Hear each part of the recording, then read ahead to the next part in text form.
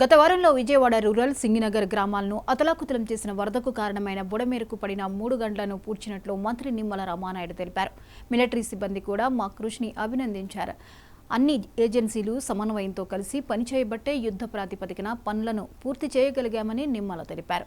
వాతావరణ శాఖ సమాచారాన్ని బట్టి మళ్లీ బుడమేరకు పెద్ద ఎత్తున వరద వచ్చే అవకాశం ఉంది. మరో 4 అడుగుల మేర ఎత్తు పెంచి బుడమేరకు కట్ట పనులను కొనసాగిస్తామని మంత్రి తెలిపారు. బుడమేరు పూడిక పనులు పూర్తవగానే విజయవాడ రూరల్ సింగినగర్ గ్రామాల వరద నీటిని బయటకు మళ్లించే ఏర్పాట్లు చేస్తామని మంత్రి రామానాయుడు తెలిపారు.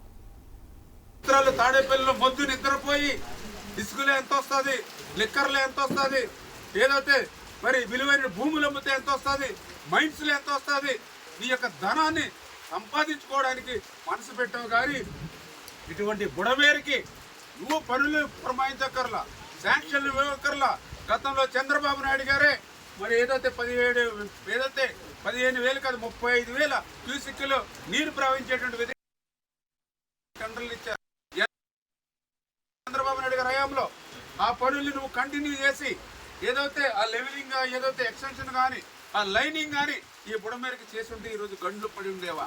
అంచేత 100కి 100% నీ 5 సంవత్సరాల పాపం, నీ 5 సంవత్సరాల పాలన లోపం ఇవాళ ప్రజలు మేము కూడా శిక్ష అనిపిస్తున్న పరిస్థితి.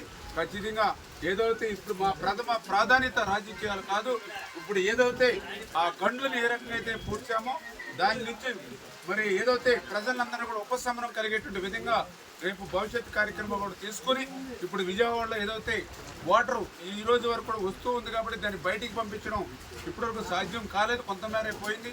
ఇప్పుడు మనం ఇంట్లో ఏదైతే గండ్లు నరికట్టాం కాబట్టి ఇప్పుడు ఇమీడియట్లీ విజయవాడలో ఏదైతే నీరు ఏదైతే చేరుకుందో దాన్ని బయటికి పంపించేటువంటి విధంగా కాన్సన్ట్రేషన్ చేసి వాతావరణం అనుకూలించి వర్షాలు తగ్గితే మరి 1-2 రోజుల్లోనే యాజిటీజ్గా మళ్ళీ పూర్వపు స్థితిని తీసుకొస్తామని చెప్పి తెలియజేసుకుంటూ మరి ఇవన్నీ క్లియర్ అయిన తర్వాత రేపు భవిష్యత్తులో ఈ బుడమేరు నుంచి విజయవాడకు రక్షణ విధంగా ఒక శాశ్వత పరిష్కారం ఉండేటువంటి విధంగా ఎన్డీఏ ప్రభుత్వం పనిచేస్తుంది.